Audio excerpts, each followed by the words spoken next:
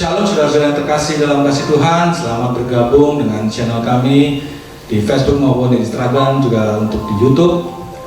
Dan sungguh suatu kebahagiaan kita bisa bersama-sama di tempat ini.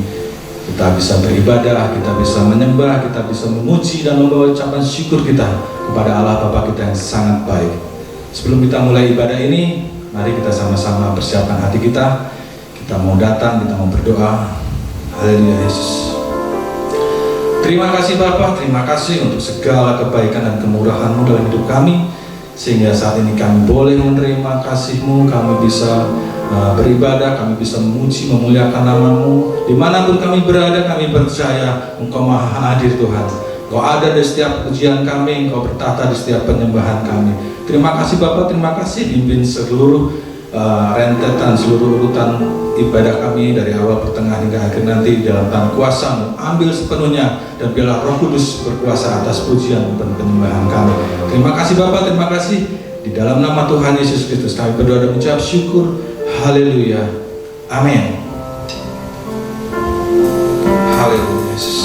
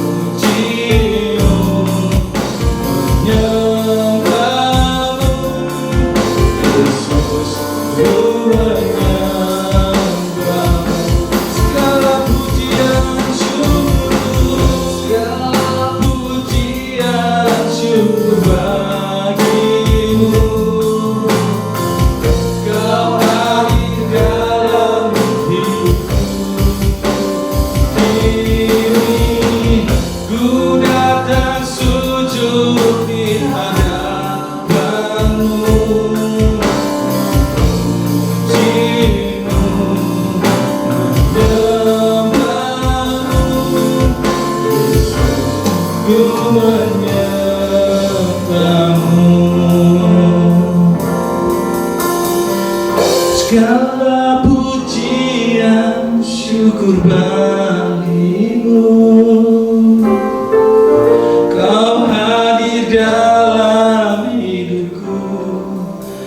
Kini ku datang sujud di hadapanmu, memujimu, menyembahmu, Yesus, ku menyembahmu, memujimu, menyembahmu, Yesus, ku menyembahmu, memujimu, menyembahmu, Yesus, ku menyembahmu.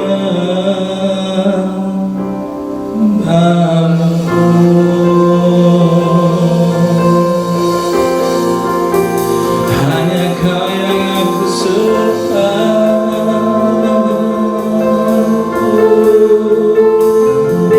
hanya Kau yang layak disembah, satu-satunya di hidupku.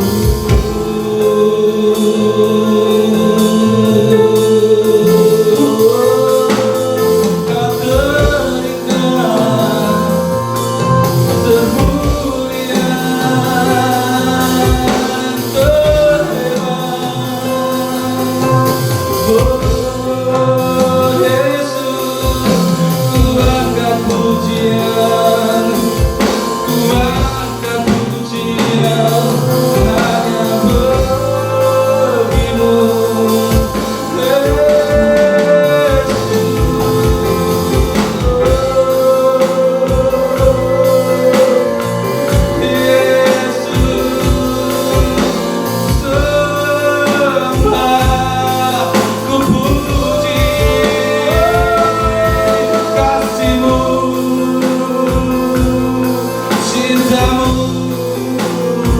membuatku kagum padamu.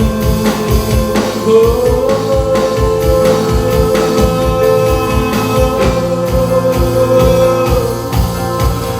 kagumi kasih-Mu.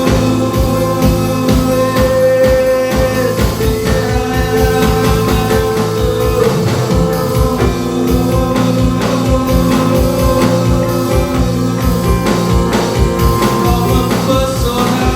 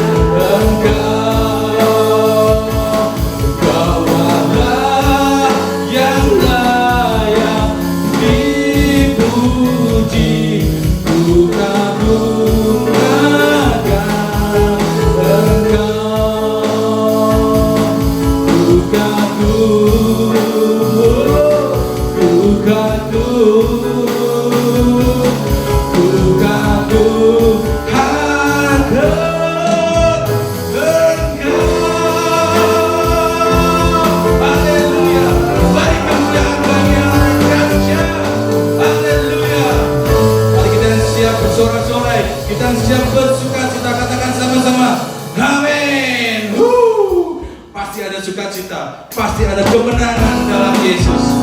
Satu-satunya sumber kemenangan, satu-satunya sumber pengharapan, hanya satu nama, ialah Yesus. Haleluya.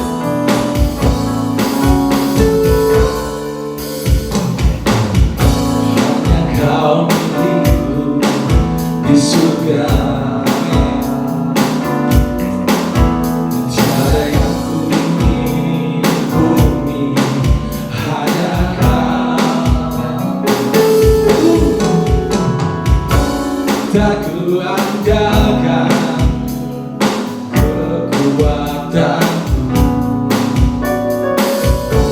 namun yang pasti Kau tetap selamanya Allah sumber kuatku, Allah sumber kuatku, Allah sumber kuatku dan bagianku selamanya,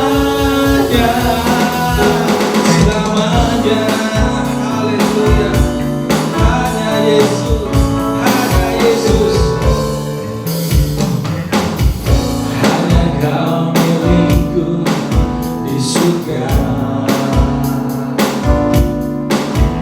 Tiada yang ku ingin di bumi, hanya Kau. Tak ku andalkan, tak ku andalkan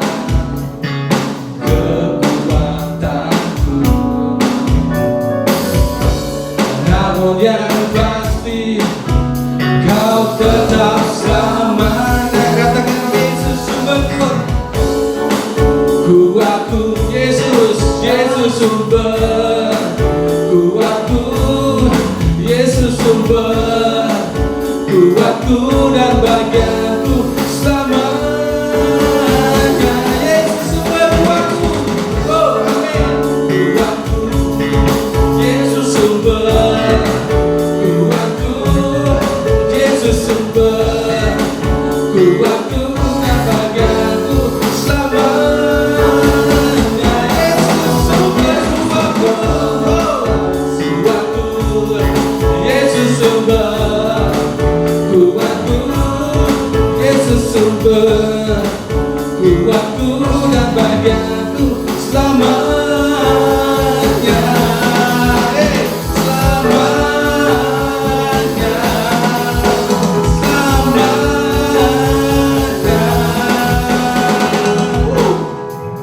selamanya, haleluya. Bisa bersorak-sorai lebih dahsyat lagi. Kita punya Allah yang dahsyat, yang namanya masyhur di seluruh bangsa. Haleluya. Bersorak-sorai, Allahku dahsyat. Dari utara ke selatan terdengar pujian bagi Allah. Dari barat sampai ke timur, nama siapakah yang dipuji? Nama Yesus disanjung. Amin. Dari pulau-pulau, lembah-lembah, gunung-gunung yang tinggi, kemuliaannya disaksikan, kebesarannya diceritakan. Nama siapakah? Yesus, amin. Nama Yesus disanjung tinggi. Dari pulau-pulau, lembah-lembah, gunung-gunung yang tinggi. Allahku dahsyat, oh, Allahku dahsyat berkuasa, seluruh bumi sujud menyembah, tinggikan nama-Mu. Allahku dahsyat berkuasa, seluruh bumi sujud menyembah, tinggikan nama-Mu. Oh, haleluya. Yesus ajaib, Yesus dahsyat, amin. Dari utara ke selatan terdengar pujian bagi Allah. Dari barat sampai ke timur, nama siapa Pak? Nama Yesus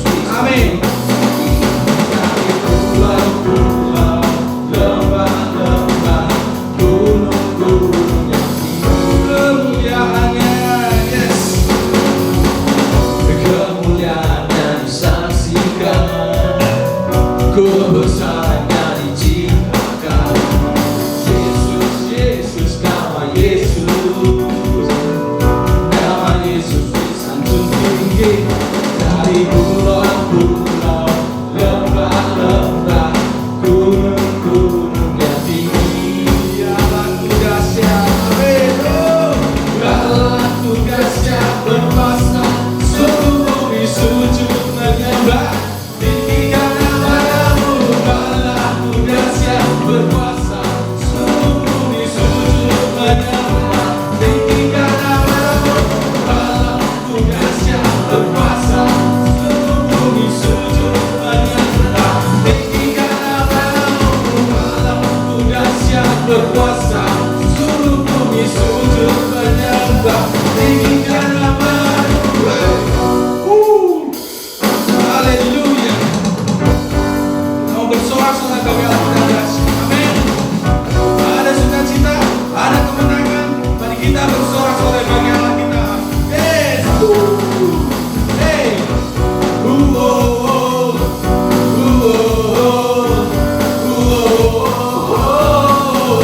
Lagi.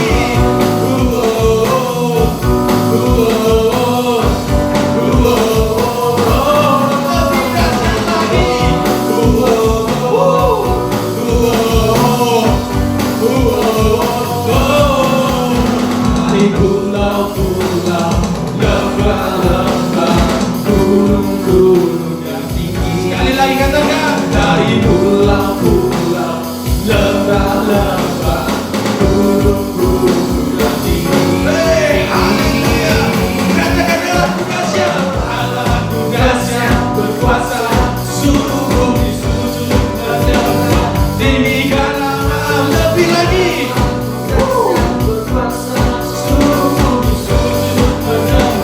Tinggikan nama-Mu, Allah tugasnya berkuasa, seluruh bumi sujud menyembah. Tinggikan nama-Mu lagi, Allah tugasnya berkuasa, seluruh bumi sujud menyembah. Tinggikan nama-Mu, tinggikan nama-Mu, tinggikan nama-Mu, Allah tugasnya. Haleluya, haleluya, haleluya. Tidak ada lagi ketakutan, karena kita memiliki Allah yang dahsyat. Tidak ada kecemasan, karena Allah kita sanggup melakukan segala perkara dalam hidup kita.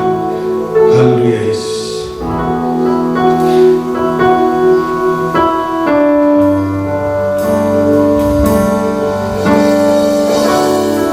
Terima kasih Bapa, terima kasih atas segala penyertaan-Mu, Yesus.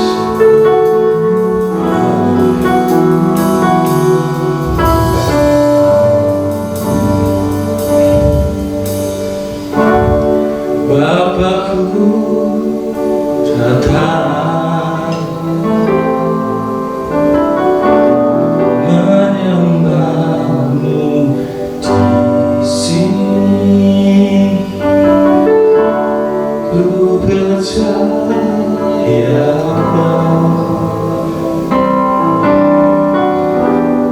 ada bagiku.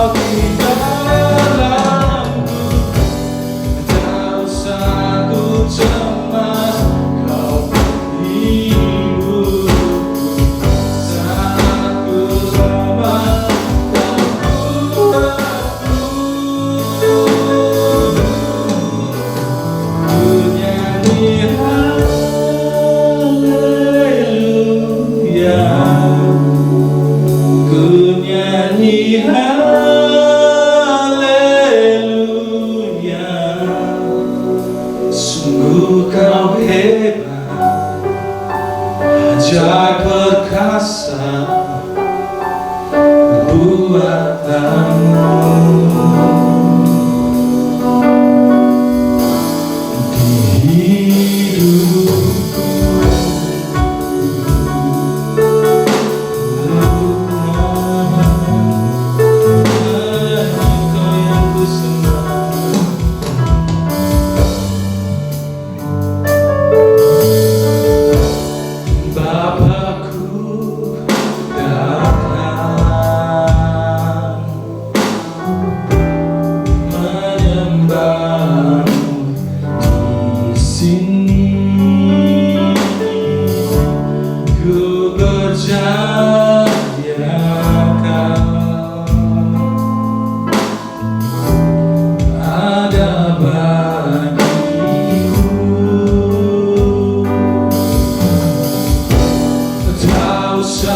Ku takut sebab kau setahu, tak usah ku bimbang kau di dalamku, tak usah ku cemas kau menghibur saat ku lemah kau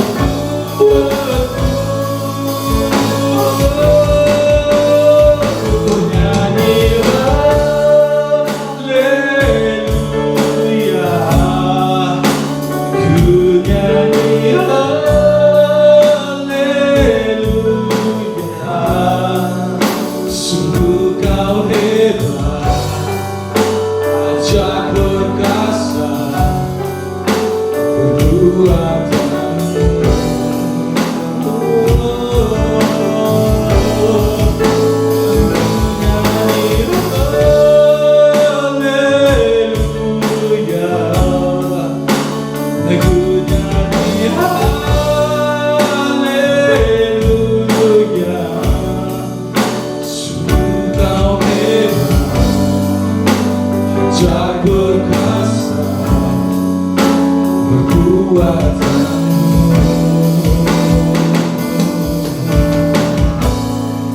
di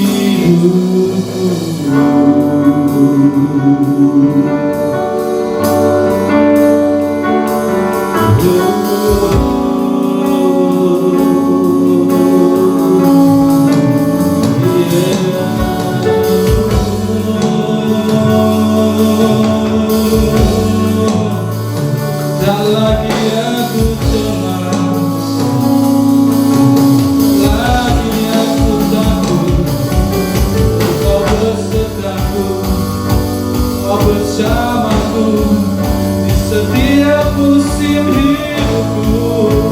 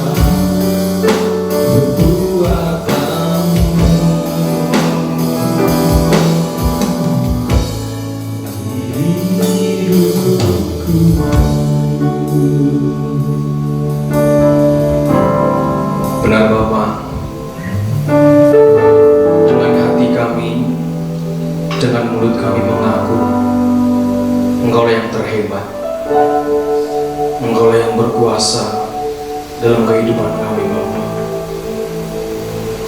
Biarlah Tuhan kehidupan kami terus menyembah-Mu. Biarlah kehidupan kami boleh selalu mencerminkan Engkau, Bapa. Di mana saat ini Tuhan kami menikmati firman-Mu. Hamba-Mu hanyalah manusia biasa, Bapa. Kami butuh Engkau, Tuhan. Biarlah Engkau yang berbicara. Biarlah kasih karunia-Mu yang berbicara kepada setiap kami, sehingga Tuhan firman-Mu boleh menjadi makanan kami. Firman-Mu boleh menguatkan kami. Kami percaya firman-Mu itu berkuasa. Kami percaya firman-Mu itu boleh mengubahkan kami. Bahkan kami percaya firman-Mu boleh membuat terobosan-terobosan iman dalam kehidupan kami. Untuk itu Tuhan, kami menyerahkan waktu kami. Kami siap untuk mendengarkan firman-Mu, dan kami siap untuk menikmati firman-Mu. Yang siap memuji Tuhan, mari bersama-sama kita katakan amin. Ya, salam Bapak Ibu Saudara.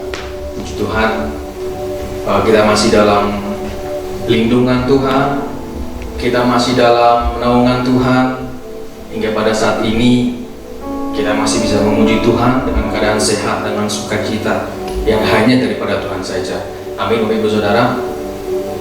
Nah, Bapak Ibu Saudara, perlu saya katakan lagi bahwa saya berdiri di sini bukan berarti saya lebih baik daripada Bapak Ibu Saudara. Bukan berarti saya berdiri di sini saya lebih pintar daripada Bapak Ibu Saudara.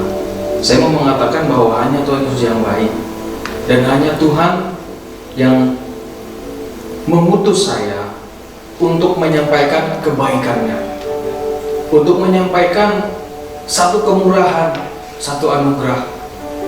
Nah, oleh sebab itu Bapak Ibu Saudara, saya mau bercerita firman Tuhan, menceritakan Tuhan itu baik, sangat baik. Dan saya percaya Bapak Ibu Saudara yang dimanapun saat ini berada di rumah masing-masing, tetap kita katakan bahwa Yesus kita adalah Yesus yang baik. Amin. Yesus kita baik. Katakan di rumah bersama-sama, Yesus kita baik. Nah, Bapak Ibu Saudara, hari ini kita mengangkat satu tema, satu judul, bergandengan bersama dengan Tuhan. Nah, Bapak Ibu Saudara, ketika saya menyiapkan firman ini, ada banyak berkat yang saya dapat.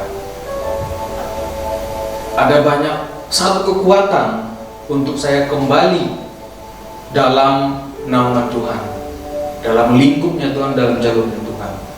Nah, Bapak Ibu Saudara, sebelum kita masuk lebih jauh ke dalam firman, beberapa hari yang lalu kita sudah merayakan satu hari yang sangat membuat kita sukacita.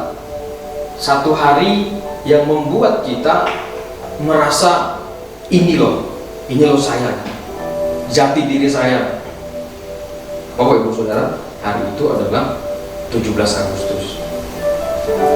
Nah, beranjak daripada 17 Agustus, Bapak Ibu Saudara, kalau kita mau kembali kepada 76 tahun yang lalu, bahkan 70 tahun yang lalu, di mana di situ terjadi sebuah perjuangan, tangisan, bahkan kematian. Gitu. Nah, saya mencoba membayangkan Bapak Ibu Saudara, bagaimana ketika kita tidak mempunyai satu kesatuan, ketika tidak kita mempunyai satu kebersamaan, apakah Indonesia akan maju, akan mampu mengalahkan para penjajah? Nah, dan yang sulit dipercaya bahwa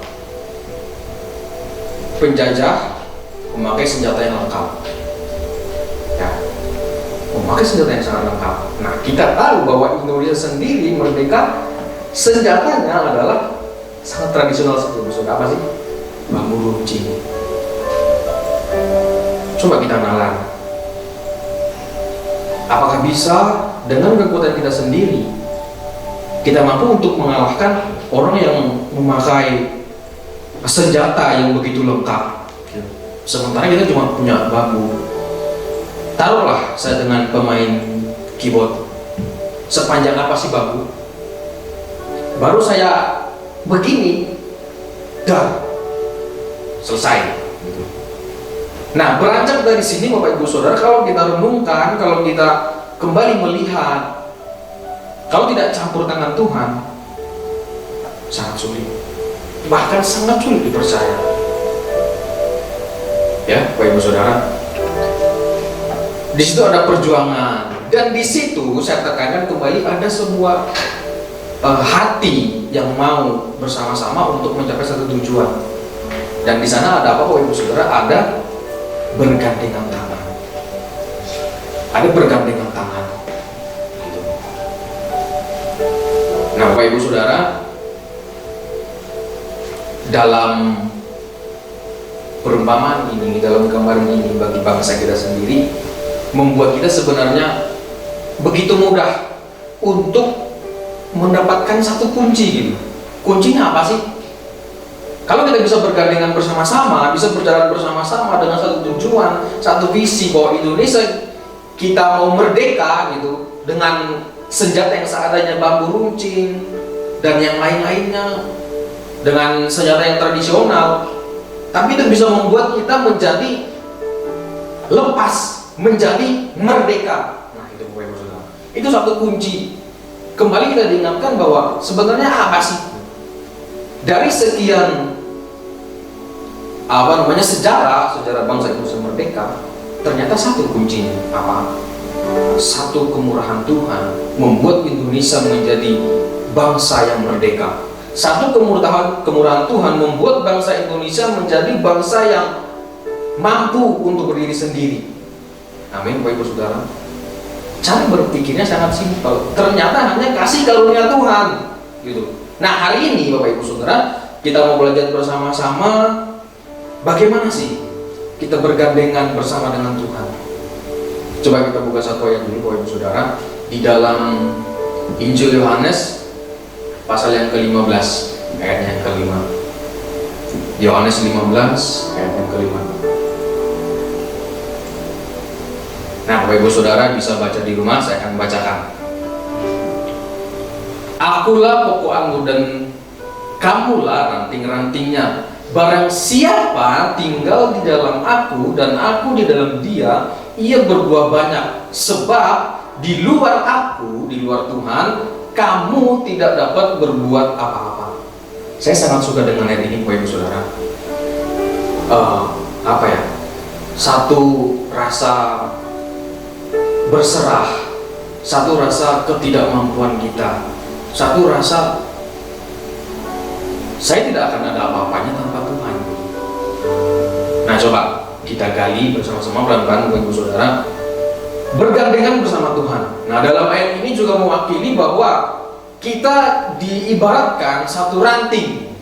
Namanya ranting dengan pohon tidak akan terpisah. Kalau terpisah, mati, busuk. Gitu. Nah, begitu dulu cara berpikirnya, simpel kan? Kalau kita jauh dari pohon, jauh daripada ranting, jauh daripada pohonnya, pasti bakal mati. Pohon sekuat apapun pasti bakal mati. Nah, hari ini ada beberapa yang mau saya bagikan kepada Bapak Ibu Saudara, yang pastinya adalah firman yang mengubahkan saya, yang saat ini saya ceritakan kepada Bapak Ibu Saudara. Ya, artinya bahwa hanya kebaikan Tuhan saja. Nah, hari ini saya mau menularkan kabar baik itu kepada Bapak Ibu Saudara. Nah, di dalam bergandengan tangan, apa sih bergandengan tangan? Mari kita lihat pelan-pelan bergandengan tangan.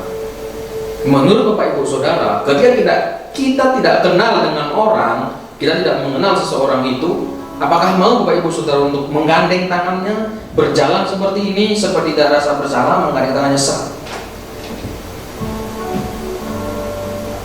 Bisa Bapak Ibu Saudara? Saya yakin kalau yang mau menggandeng itu cowok, yang mau digandeng cewek, bisa tuh, bisa merasakan keajaiban tangannya, bukan tangan Tuhan, merasakan keajaiban tangannya. Apa sih? Tidak kenal. Nah, jadi Bapak Ibu Saudara, simpelnya adalah orang yang bergandengan tangan minimal adalah orang yang kenal Dan lebih daripada itu, orang yang bisa membuat kita nyaman, membuat kita merasa aman dengan dia.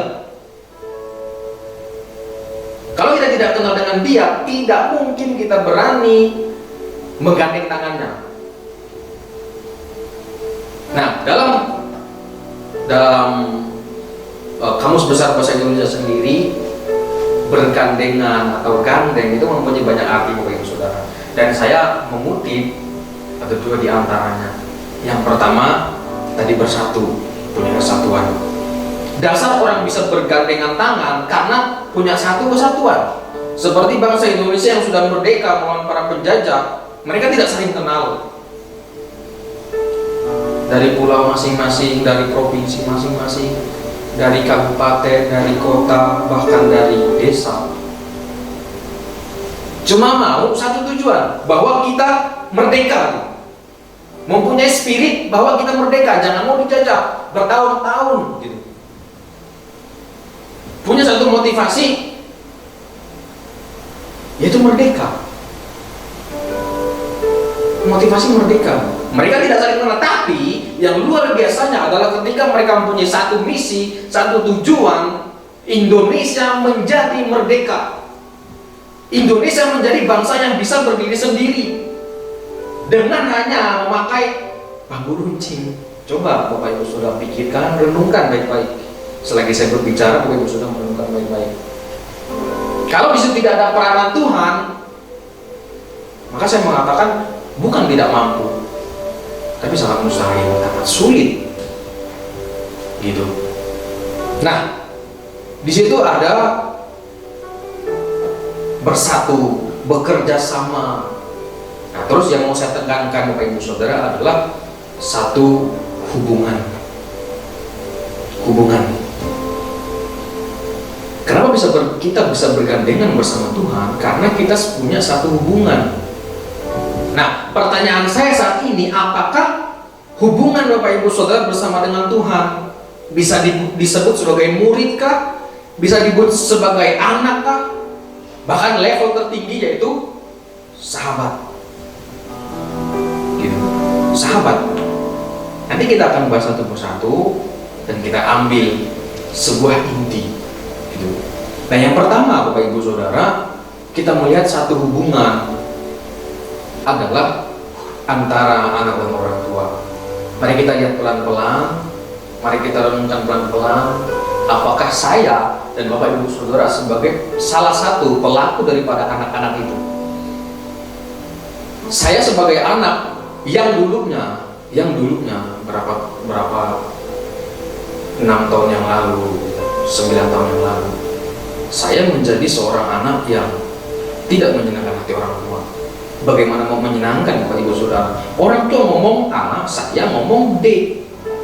Itu udah berapa huruf bilang kayak ada 2, A, B, C, D. Gitu.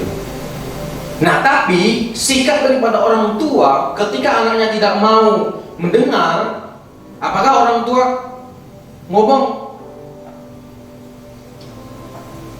matilah, aku tidak butuh kamu, kasarannya? Tidak ada. Sebandel apapun anak, senakal apapun anak itu, saya percaya orang tua masih mengasihani dia karena dia adalah darah dagingnya.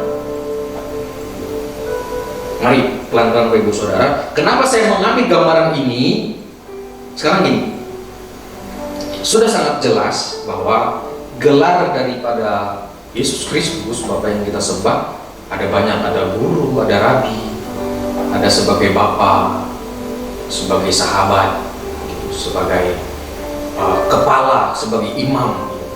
Nah, tapi saya mau mengambil bahwa satu, menjadi seorang ayah antara anak orang tua. Nah, saya lebih dahulu untuk membahas sisi daripada si anak.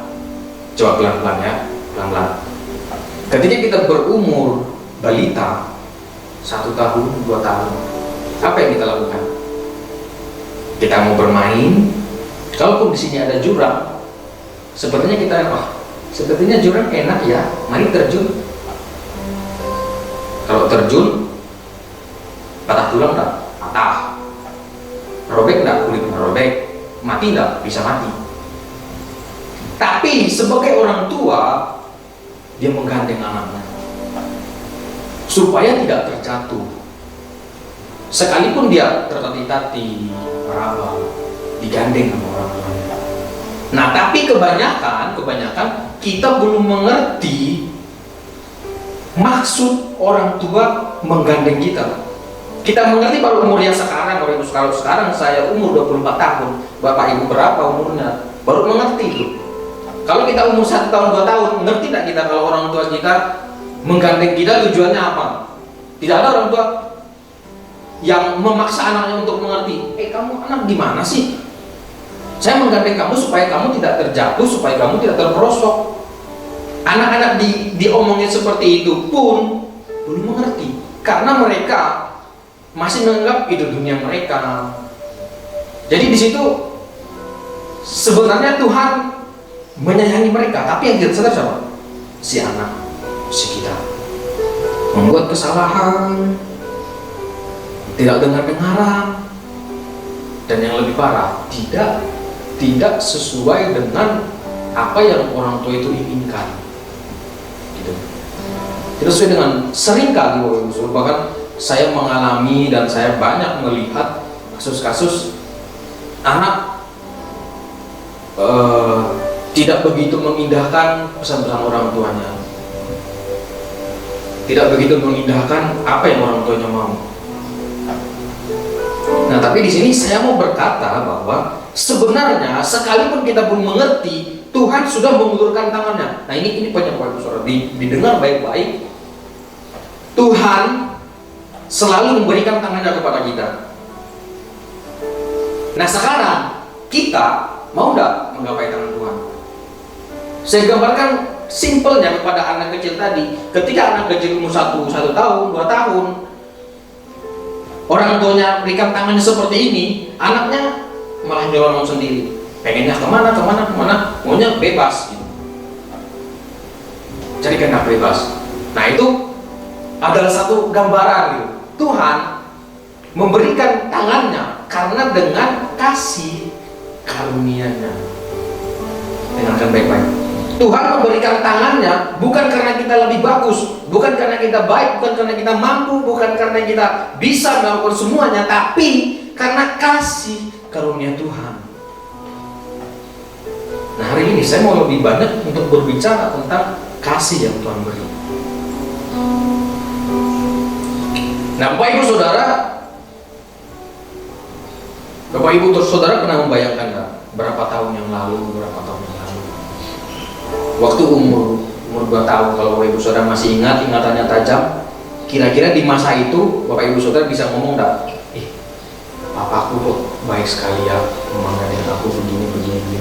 Waktu umur 2 tahun loh. Ada yang punya pola pikir seperti itu, yang menyadari kalau orang tuanya mau yang terbaik bagi anaknya. Ada. Kalau ada, ya luar biasa. Tapi lebih umumnya orang menyadari itu ketika dia sudah mulai dewasa, ketika dia sudah mulai memasuki masa remaja, baru sadar kalau Tuhan itu baik.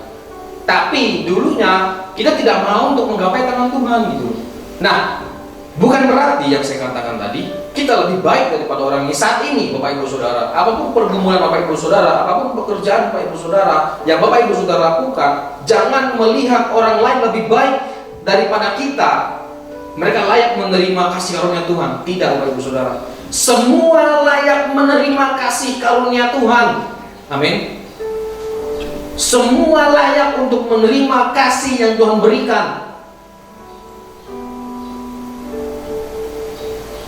Sudah terlalu lama sebuah alasan kenapa Yesus mati di kayu salib. Buat apa?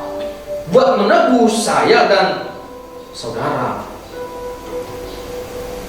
Dan waktu Tuhan menebus kita pun bukan dengan keadaan kita baik, tapi dengan keadaan kita yang cacat celah, masih dalam dosa, masih dalam ini, masih dalam itu, yang intinya jalurnya jauh daripada Tuhan. Semua hanyalah kasih karunia. Dan saya mau katakan bahwa bergandengan tangan. Sekarang yang dimaksud adalah, mulai kita masuk pada inti Bapak Ibu Saudara, yang saya maksud adalah kasih karunia Tuhan. Sekarang kita mau nggak mengambil kasih karunia Tuhan? Janji-janji firman apa Bapak Ibu Saudara? Ketika kita bersama Tuhan, maka kita akan menjadi kepala, bukan menjadi ekor. Amin. Semangat sekali untuk mendengar ayat ini. Semangat sekali untuk mengklaim ayat ini. Sementara dengan kenyataan, dengan kehidupan yang nyata, kita jauh daripada ini. Apa yang mau Bapak Ibu Saudara katakan? Tuhan Yesus tidak baik, Tuhan Yesus tidak setia? Jangan Bapak Ibu Saudara. Saya mau katakan bahwa jangan mengikuti pola pikir dunia. Keberhasilan diukur dari sebuah jabatan, sebuah kekayaan, sebuah uang yang banyak. Mari Bapak Ibu Saudara, kata-kata seperti yang saya katakan tadi, saya percaya Bapak Ibu Saudara sudah sekian lama untuk mendengar, sekian tahun untuk mendengar. Tapi tanda kutip, saat ini Bapak Ibu Saudara masih bersungut-sungut.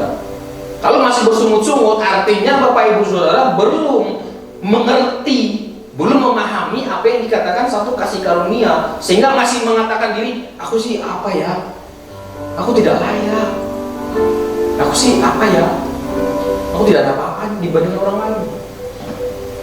Belum lagi pekerjaanku yang seperti ini, belum lagi rumah tanggaku yang seperti ini, belum lagi kehidupanku saat ini, masa depan tidak menentu dan lain sebagainya. Saya pribadi Bapak Ibu Saudara tidak ribet untuk mengenal Tuhan. Yang saya tahu adalah apapun yang terjadi saat ini semua daripada kehendak Tuhan. Dalam tanda kutip, bukan berarti saya menyepelekan kasih karunia Tuhan. Tapi begini, aturan mainnya adalah kita mengerjakan bagian kita dan Tuhan dia mengerjakan bagian Tuhan. Gitu. Jangan maksa-maksa Tuhan melakukan pujian penyembahan 8 jam, 9 jam. Ternyata motivasinya cuma mau mengubah satu kondisi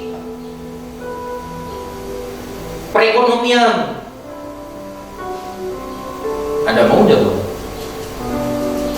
Mulai saat ini jangan golongkan Tuhan menjadi pemimpin yang mau disogok, Bapak yang mau disogok dengan pujian penyembahan kita. Kenapa sih bisa mengatakan seperti ini Bapak Ibu Saudara? Sebab 1 tahun yang lalu, 2 tahun yang lalu kayak seperti itu. Ada maunya datang nama Tuhan. Nah, hari ini kita berbicara tentang bergandengan bersama Tuhan, bahwa kasih karunia Tuhan tidak akan putus. Bapak Ibu Saudara, tanyakan baik-baik. Selama Bapak Ibu Saudara masih mengenal Tuhan, masih mengenal Bapa itu adalah Yesus Kristus, maka Bapak Ibu Saudara masih berhak untuk menerima kasih karunia. Dengan catatan Bapak Ibu Saudara mengerjakan kembali bagian Bapak Ibu Saudara. Bagian Bapak Ibu Saudara apa? Sepertinya saya sudah tidak harus menjelaskan satu persatu, jangan kayak anak sekolah minggu dong. Bapak Ibu Saudara, kita memuji Tuhan yuk.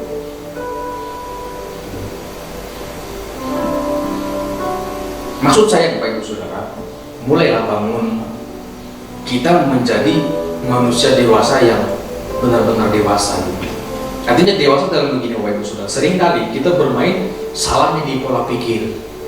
Dengan mengikuti keadaan dunia, kita menganggap diri kita kecil dan yang lain-lainnya gitu. Nah, satu lagi Bapak Ibu Saudara, selain daripada hubungan antara anak dan orang tua,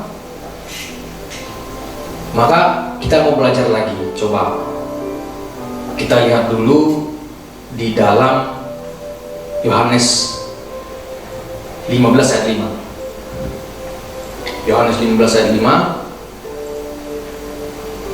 Nah, bunyinya begini, akulah pokok anggur dan kamulah ranting-rantingnya. Barang siapa tinggal di dalam aku dan aku di dalam dia, ia berbuah banyak.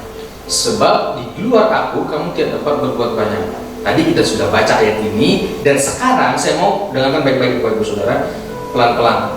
Di situ ayat mengatakan bahwa barang siapa tinggal di dalam aku dan aku di dalam dia. Stop dulu sampai di situ, pelan-pelan. Kalau Bapak Ibu Saudara punya Alkitab King James Version dalam bahasa Inggris, tinggal di situ mempunyai satu arti mematuhi. Patuh ya. Patuh. Oke, pelan-pelan. Kalau Bapak Ibu Saudara sekarang menganggap Tuhan itu Bapa, berarti yang Bapak Ibu Saudara lakukan harus patuh, harus taat. Nah, obedient itu adalah artinya adalah mematuhi.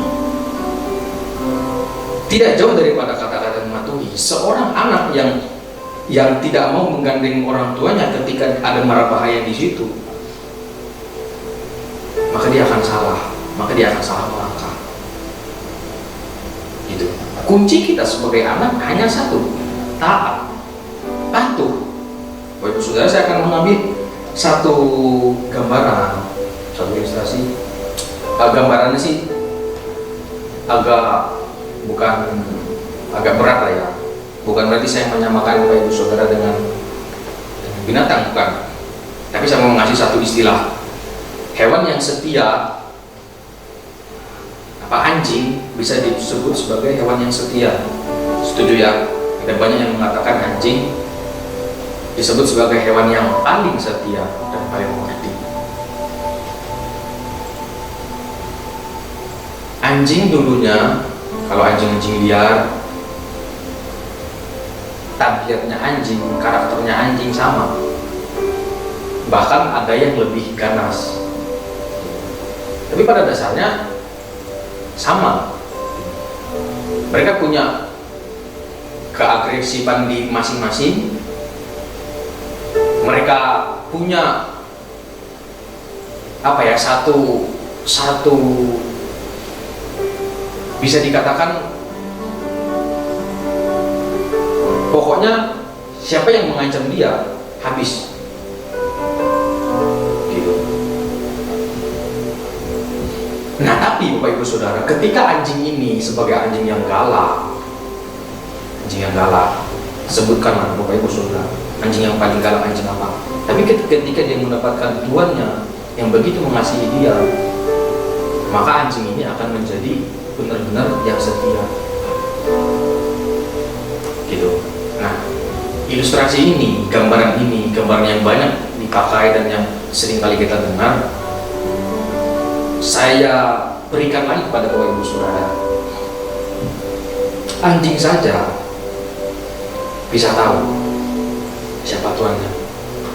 Dan saya percaya apapun yang anjing itu lakukan, porosnya hanya kepada Tuhan.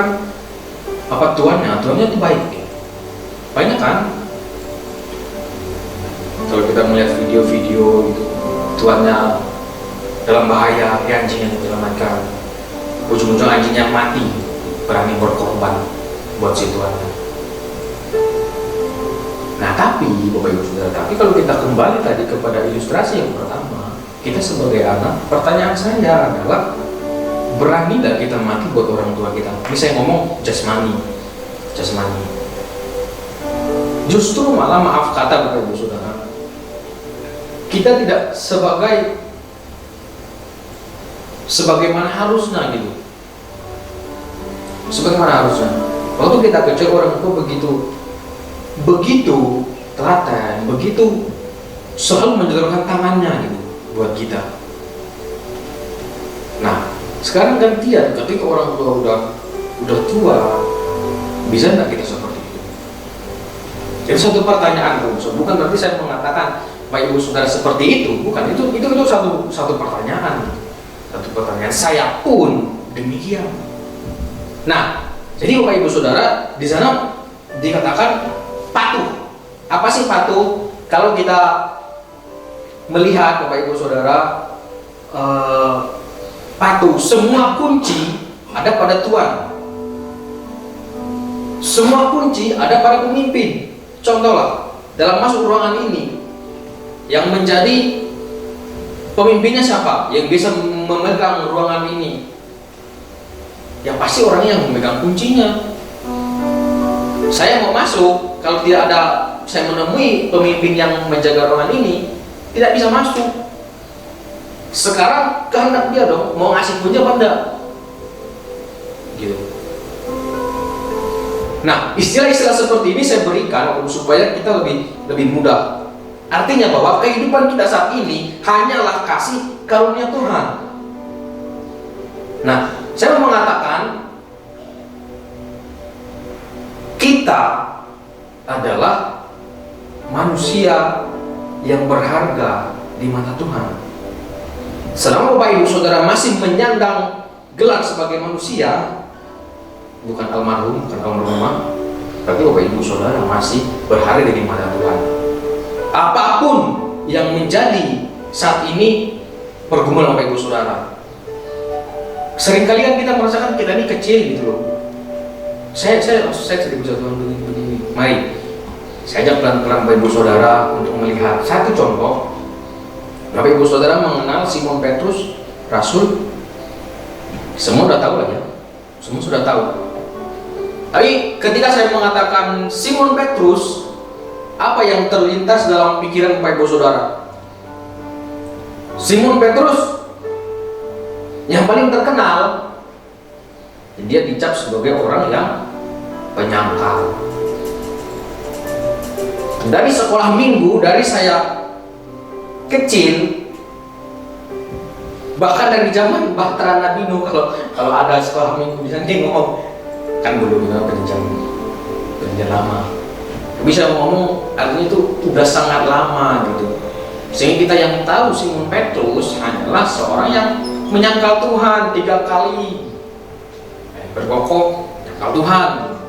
Nah, tapi saya mau melihat, saya mau memperlihatkan kepada Bapak Ibu Saudara betapa luar biasanya kasih karunia Tuhan. Tuhan memberikan tangannya kepada Simon Petrus. Saya percaya ketika Simon Petrus dilahirkan, Tuhan mengetahui.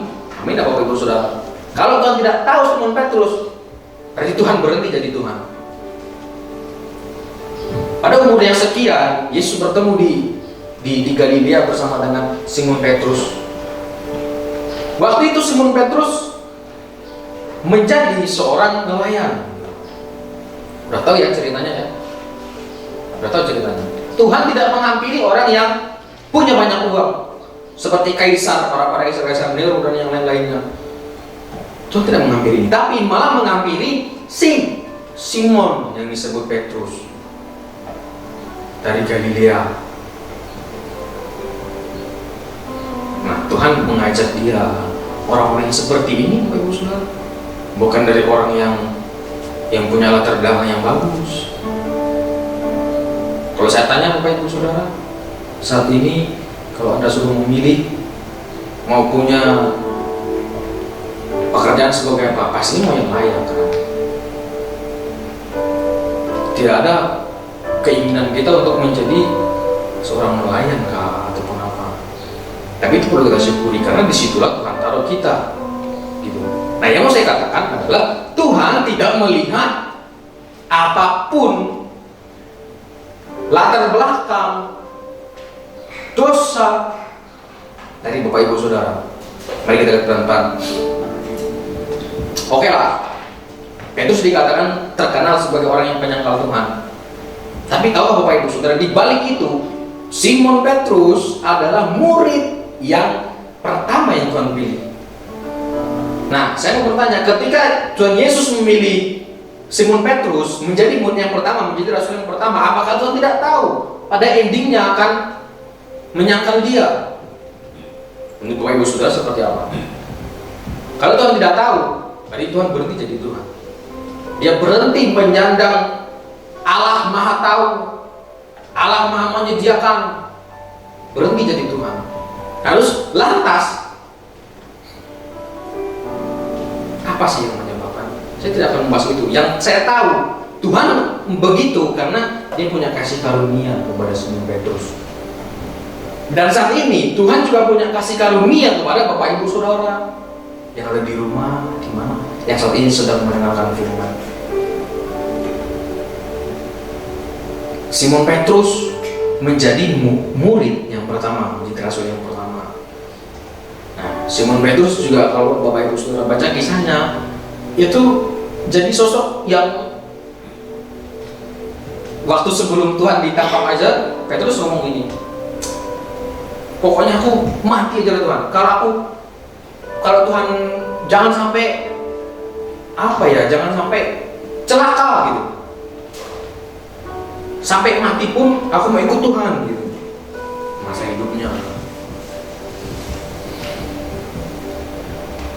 Nah, sebelum waktu Yesus ditangkap, sebelum Yesus disalib, dia kan ditangkap dulu tuh.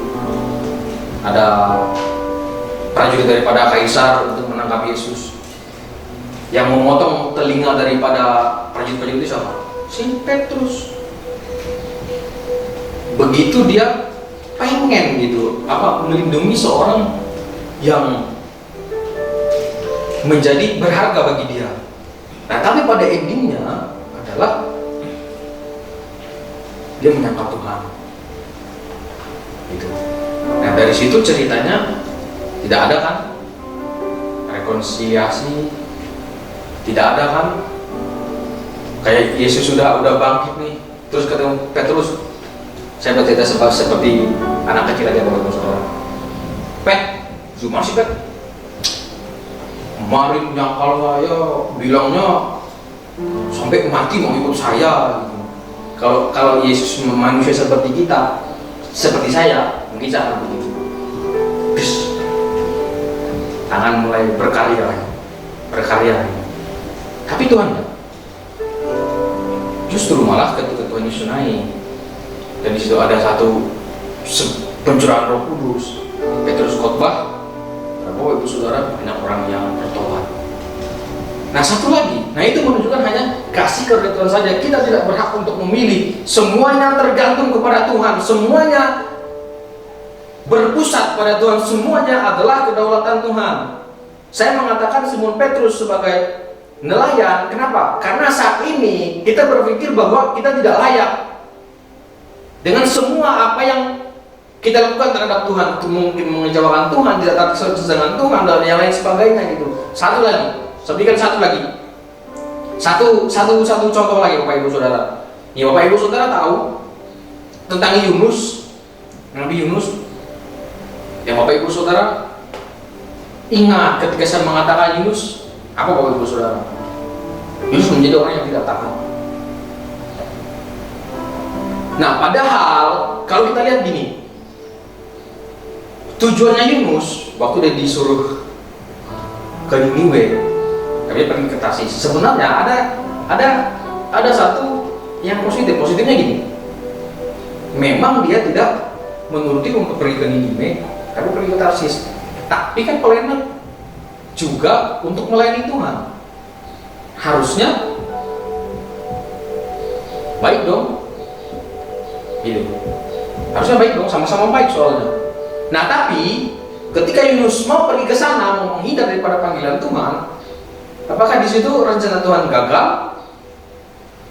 Tidak juga, Bapak Ibu Saudara. Tidak juga. Artinya apa, Bapak Ibu Saudara? Saat ini Bapak Ibu Saudara boleh jauh daripada Tuhan, boleh melakukan dosa-dosa seperti apa, sebutlah Bapak Ibu Saudara yang tahu.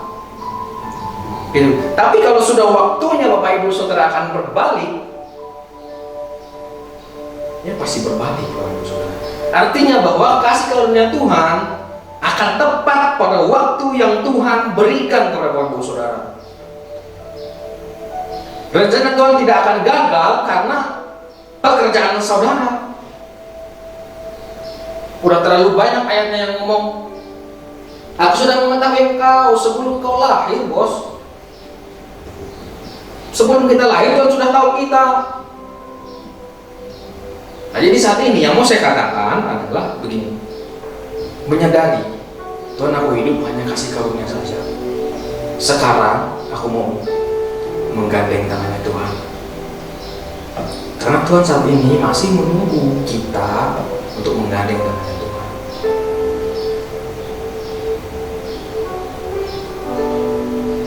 Ya, ada satu lagi hubungan. Kalau kita lihat di dalam gambaran Yesus dijuluki sebagai apa, yaitu seorang sahabat. Nah, ini mulai masuk kepada poin Bapak Ibu Saudara, kepada inti. Kita berbicara secara manusia jasmani sekarang kita saat ini. Bapak Ibu Saudara pernah mengalami nggak ketika mempunyai seorang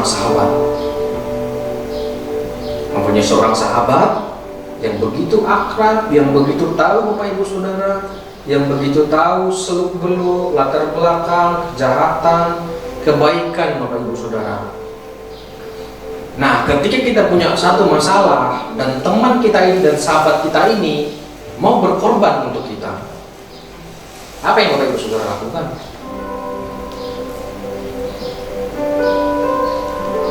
Nah, saya berbicara sekarang, kita mau bagaimana kita merespon kebaikan Tuhan.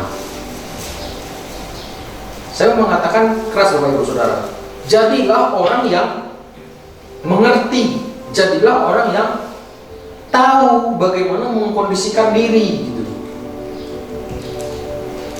Coba kita lihat baik-baik Bapak Ibu Saudara.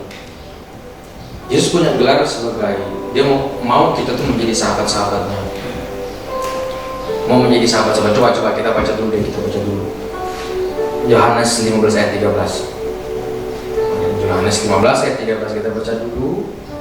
Kita melangkah pelan-pelan. Nah, tidak ada kasih yang lebih besar daripada kasih seorang yang memberi nyawanya untuk sahabatnya.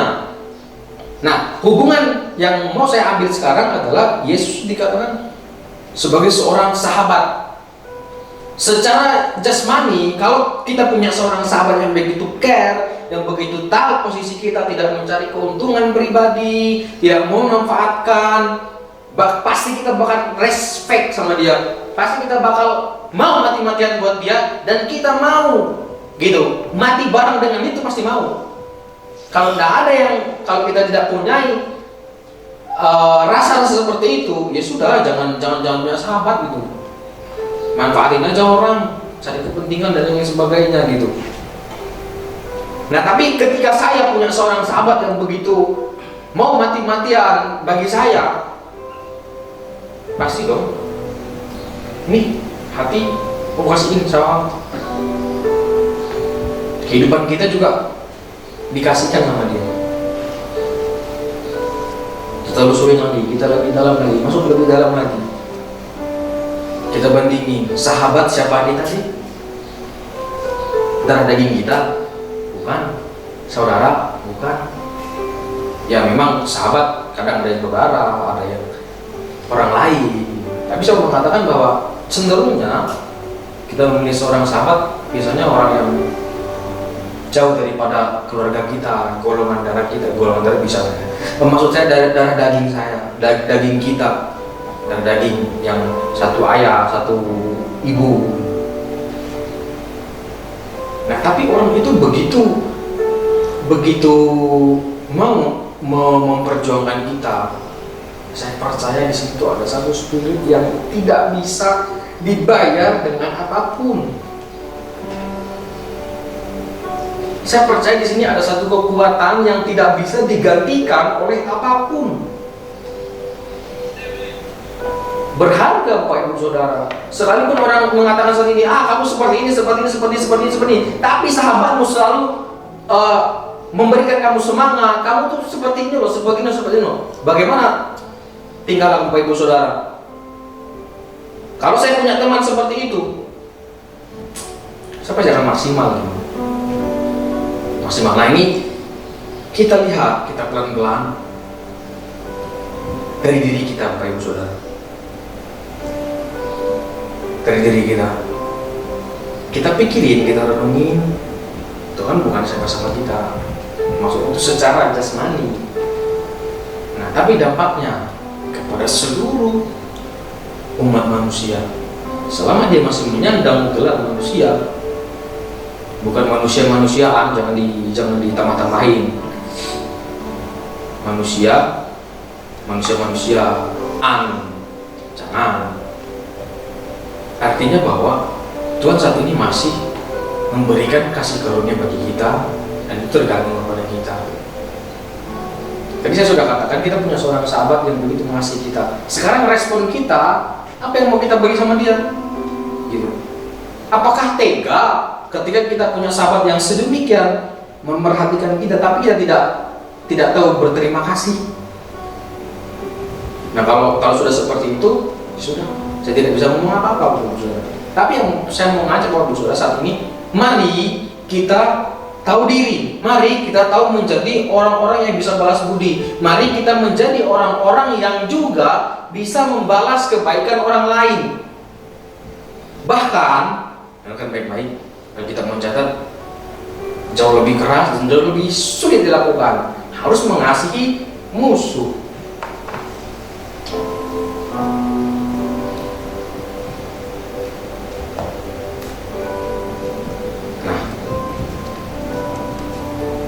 Saudara bukan rela mengorbankan nyamannya. Nah, sekarang pelan-pelan Bapak Ibu Saudara direnungin. Saya bisa buat apa gitu dengan Tuhan, bisa memberikan apa gitu. Nah, sekarang kita masuk kepada apa yang harus kita lakukan. Pada intinya adalah apapun yang Bapak Ibu Saudara lakukan saat ini, apapun latar belakang Bapak Ibu Saudara saat ini, sadarilah Tuhan masih menunggu kita dan Tuhan masih memberikan kasih karunia kita. Sebelum kita meninggal, sebelum kita sampai pada titik akhir, Tuhan masih menunggu kita. Amin. Tuhan masih menunggu kita, Tuhan masih mau untuk menggandeng kita. Sekarang ada dua perbandingan dari Bapak Ibu Saudara yang sudah kita bahas, antara anak dan orang tua, antara sahabat. Nah, yang mau saya katakan kepada Bapak Ibu Saudara, sekarang Bapak Ibu Saudara itu merasa di level yang mana? Kalau Bapak Ibu Saudara masih punya level sebagai hubungan anak dan orang tua, bukan tidak baik, saya mengatakan. Bukan tidak baik, semuanya baik. Bapak Ibu Saudara kenal firman aja sudah baik. Bukan berarti saya khotbah sekarang mengubahkan Bapak Ibu Saudara. Tidak juga.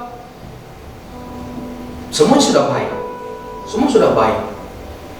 Tapi harusnya orang yang benar-benar hidup adalah orang-orang yang benar-benar hidup. Nah, Bapak Ibu Saudara, orang-orang yang hidup harusnya benar-benar hidup. Artinya apa? Ketika kita berumur kanak-kanak, ketika kita berumur masih 1 tahun, 2 tahun, keperluan kita tidak banyak. Umur 20 lebih, 30 lebih, 40 lebih, 50 lebih, keperluan kita tambah banyak. Begitu juga hal yang sama gitu kita dengan Tuhan. Masa sih umur kita yang sekian kita terus bergelut dengan, nah artinya bahwa saya membawa Bapak Ibu Saudara kepada level yang lebih tinggi lagi. Bisa nggak? Bisa. Kalau Bapak Ibu Saudara saat ini sudah bertobat karena kasih karunia Tuhan, maka Bapak Ibu Saudara juga bisa naik level karena kasih karunia Tuhan. Amin, Bapak Ibu Saudara. Nah, Tuhan masih memberikan satu kasih karunia, dan Tuhan masih menunggu apakah kita mau menjadi sahabatnya. Kembali kepada respon kita, Bapak Ibu Saudara. Kembali kepada respon kita, karena kasih semuanya kasih karunia. Sekarang kita harusnya tahu diri lah. Poinnya begini, Bapak Ibu Saudara. Ketika saya mengatakan tahu diri, ini adalah kata-kata yang begitu dewasa, sangat dewasa. Artinya hanya orang-orang yang dewasa yang mengerti kata-kata tahu diri. Ketika kita dibantu ini secara manusiawi, maka biasanya kalau orang yang normal ada rasa sungkan di sini, ada rasa sungkan dalam artian tuh kita mau membayar budi, membalas budi yang sudah dia kasih kepada kita. Kalau kita tidak punya pemikiran itu, maksudnya nggak tahu masih ada isinya nggak. Di dalam organ ini seperti udah kopong dan nggak ada hatinya. Nah, artinya bahwa saya mengatakan seperti ini, sebenarnya ini keras, Bapak Ibu Saudara. Tuhan sudah begitu membuat Bapak Ibu Saudara yang sekarang luar biasa. Mengapa saya katakan luar biasa? Karena pada dasarnya orang-orang yang mengenal Tuhan pasti selalu hidupnya selalu membaik. Bapak Ibu Saudara, kalau tidak percaya, ingat berapa tahun yang lalu, 20 tahun yang lalu, 30 tahun yang lalu, Bapak Ibu Saudara seperti apa? 5 tahun yang lalu, Bapak Ibu Saudara seperti apa? Sekarang yang Bapak Ibu Saudara katakan, saya yakin cuma hanya bersyukur. Benar nggak? Cuma hanya bisa bersyukur gitu. Nah, yang mau saya katakan lebih lagi adalah, coba kita baca dulu Yohanes 14 ayat 15. Ini yang menjadi poin Bapak Ibu Saudara. Yohanes 14 ayat 15. Nah, pelan-pelan, jika kamu mengasihi Tuhan, kamu akan menuruti segala perintah Tuhan. Nah, ini yang saya katakan adalah kita harus tahu diri. Saat ini kita ngomong pelayanan ibadah, main musik dan lain sebagainya, belum tentu kita mengasihi Tuhan, Bapak Ibu Saudara. Belum tentu kita tahu bagaimana seharusnya mengasihi Tuhan yang benar. Nah, kalau Bapak Ibu Saudara benar-benar mengasihi Tuhan, Bapak Ibu Saudara akan tahu bagaimana perasaan Tuhan. Karena keinginan Tuhan manusia dilayakkan seperti manusia. Ini sulit Bapak Ibu Saudara, benar sulit. Pikirannya Tuhan ada gini. Saya tadi sudah katakan, selama orang itu, maaf kata, gila pun, stres pun, tidak mengerti siapapun, tapi selama dia masih manusia, Tuhan masih memberikan kasih karunia kepada dia. Nah, sekarang itu satu keinginan Tuhan. Sekarang bisa nggak kita punya keinginan seperti Tuhan? Nggak usah jauh deh. Orang-orang di sekitar kita yang saat ini sedang susah, bisa nggak kita mikirin mereka? Gitu. Kalau dia tidak bisa, susah, Bapak Ibu Saudara. Nah, itu yang harusnya kita belajar. Gitu. Tuhan memberikan tangannya untuk selalu menggandeng kita. Maka kita juga memberikan tangan kita untuk menggandeng sesama kita. Nah, itu yang saya katakan tadi, tahu diri. Sekarang kita mau balas apa sih dengan Tuhan selain pujian penyembahan kita? Apakah bertahun-tahun tidak mau keluar rumah, nyembah Tuhan begini, nyembah Tuhan terus sampai mati, nyembah Tuhan? Berdampak enggak? Berdampak enggak bagi orang-orang lain? Kenal enggak orang dengan Tuhan melalui hidup kita? Saya mau berbicara bahwa satu yang Tuhan berikan. Kalau kita atas bergandengan tangan, saya sempitkan lagi, itu ternyata adalah kasih, Bapak Ibu Saudara. Tuhan memberikan selalu tangannya untuk kita, bergandengan bersama Tuhan, dasar kasih. Sekarang mau nggak? Coba kita tampilin ayat tadi lagi, ayat yang terakhir, Yohanes 14 ayat 15. Jika kamu mengasihi Tuhan, kamu akan menuruti segala perintah Tuhan. Dosa segala deh. Warisan yang Tuhan tinggalkan kepada kita adalah kasih. Gitu. Nah, jadi bagaimana hal-hal duniawi yang mengganggu kita saat ini kita tidak berdampak bagi orang lain? Saya mau katakan bahwa tidak begitu membuat saya sulit.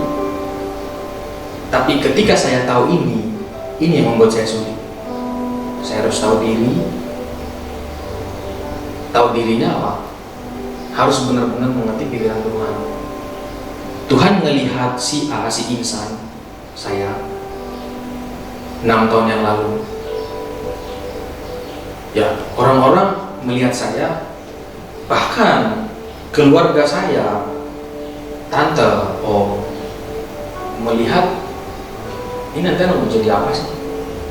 Sama orang tua udah mau nurut, gitu. Sama siapa udah menurut, berjalan dengan kenalnya sendiri. Nah, bukan berarti saya katanya lebut, bukan berarti saya sekarang jauh lebih baik. Tidak, tapi kalau saya mengerti ini, oh ya ternyata Tuhan tuh begitu mengasihi saya dari yang sedemikian rupa. Sampai saat ini dengan yang seumuran saya, seangkatan saya masih sekolah, mereka masih ada yang tidak mengenal Tuhan, yang hidupnya jauh dari Tuhan, yang tidak punya orang tua, yang kalau dunia, kacamata dunia ngeliat tuh udah tidak ada harapan lah. Nah, yang mau saya katakan adalah tahu diri tuh, tahu diri. Maksud saya bergandengan tangan, ternyata kita kecilkan ini ternyata adalah kasih Tuhan. Kalau kita punya kasih, saya percaya ada pemulihan, ada kebangunan, ada terobosan iman. Amin. Mari Bapak Ibu Saudara, kita sudah mendengar firman Tuhan. Dan firman ini boleh menjadi satu pedoman kita, ya, boleh menjadi satu kerinduan kita. Sering kali begini, ketika kita mengatakan kalau kita ikhlas seperti Tuhan, pasti ada selalu banyak tantangan. Tantangannya apa? Begitu mengasihi Tuhan, gini.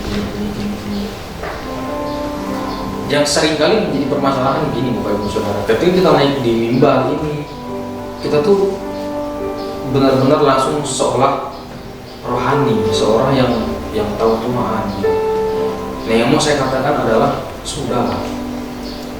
Kalau kita tahu Tuhan, isi pikiran Tuhan itu tidak muluk-muluk kok. Satu alasannya apa? Tuhan mati di kayu salib. Tuhan mati di kayu salib. Dasarnya apa? Ternyata hanya kasih. Tuhan tidak sedasar apa Tuhan menggandeng tangan kita? Kasih. Nah, sekarang saya mau ajak Bapak Ibu Saudara adalah miliki apa yang Tuhan mau. Tuhan mau mengasihi semua manusia, maka kita juga harus mengasihi manusia. Mari untuk teman-teman yang musik,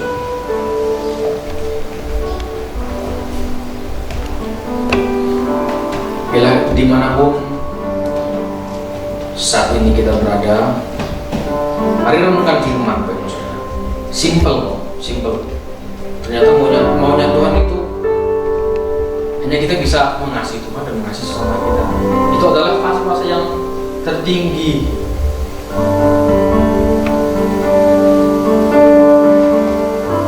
Biar melalui pujian ini kita sambil berdoa, kita mengaminkan setiap lirik pujian ini, bahwa kita setuju dengan pujian ini. Kita menyintai Yesus apa adanya.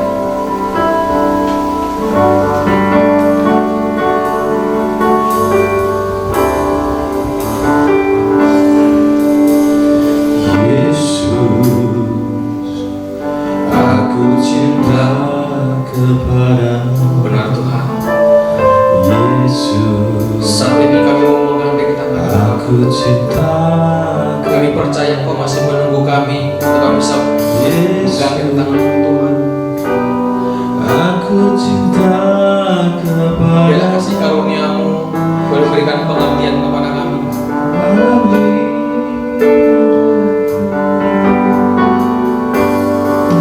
Dengan senang hatiku, dengan senang jiwaku, hanya Engkau yang layak disembah. Yesus,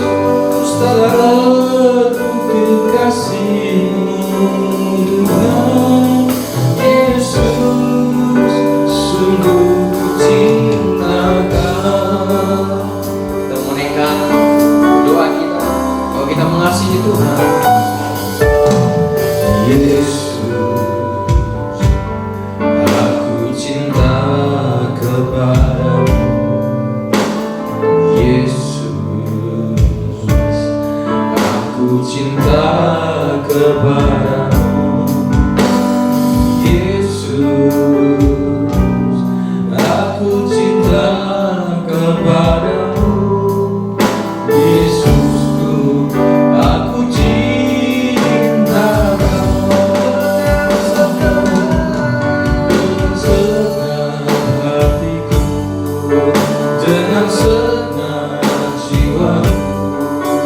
Hanya Engkau yang patut disembah. Yesus, tak terukur kasih-Mu. Yesus, sungguh ku cinta Kau. Dengan senang hatiku, dengan senang jiwaku, hanya Engkau yang patut disembah. Yesus, tak terukur kasih-Mu. Yesus, sungguh ku cinta Kau. Yesus, sungguh ku cinta Kau. Mari bersama-sama kita katakan, Yesus, sungguh ku cinta Kau. biarlah ini menjadi doa kami Bapa, biarlah ini menjadi kerinduan kami. Kami mau cintai Engkau, kami mau menggandeng tangan-Mu saat ini Bapa. Biar Tuhan dengan kami menggandeng tangan-Mu, Engkau juga menyalurkan warisan-warisan yang ada pada-Mu untuk kami Tuhan, untuk kami bisa berdampak, untuk kami bisa mengasihi sesama kami Bapa. Sebelum kami mengakhiri Tuhan ibadah kami pada saat ini, kami juga menyerahkan bangsa negara kami ke dalam tangan kasih-Mu. Kami percaya Engkau melawan bangsa kami percaya Engkau melindungi bangsa kami percaya Tuhan ada kemenangan di tanah kami, bangsa kami Indonesia ini Tuhan. Kami juga menyerahkan Tuhan pemimpin kami yang ada Bapa, kami serahkan ke dalam tangan kasih-Mu. Biarlah Tuhan semua hikmat daripada-Mu, semua Tuhan otoritas daripada-Mu, melalui pemimpin kami, bangsa kami boleh memuliakan nama-Mu Bapa. Kami juga menyerahkan Tuhan hamba-hamba-Mu dimanapun berada saat ini Tuhan, yang sedang beribadah baik online baik offline, kami serahkan ke dalam tangan kasih-Mu. Bila urapan yang boleh nyata Tuhan, bila urapan boleh mengubahkan setiap kami yang melayani Engkau dan mendengarkan Engkau Bapa. Kami menyerahkan kehidupan kami ke dalam tangan kasih-Mu, baik Tuhan hamba-Mu yang saat ini punya kegebalaan, kami serahkan ke dalam tangan kasih. Semuanya diberkati, jemaat-jemaat-Mu semuanya diberkati ya Bapa. Terima kasih Tuhan, kami mengangkat hati kami Bapa, bilang Kau yang menurunkan berkat atas kami, menaungi setiap kami dan melindungi kami hari ini sampai Maranatha Tuhan. Terima kasih Bapa, kami menyerahkan semuanya ke dalam tangan kasih dan kami menutup ibadah kami pada saat siang ini. Kami sudah berdoa dan kami mengucap syukur. Haleluya. Hosana bagimu di tempat yang maha tinggi. Hosana bagimu Yesus di tanah maha kudus. Ku memuji-Mu selalu, ku sembah Kau selamanya. Sungguh Yesus, ku cinta padamu. Hosana bagimu di tempat yang maha tinggi. Hosana bagimu Yesus di tanah maha kudus. Ku memuji-Mu selalu, ku sembah Kau selamanya. Sungguh Yesus, ku cinta padamu. Sungguh Yesus, ku cinta padamu.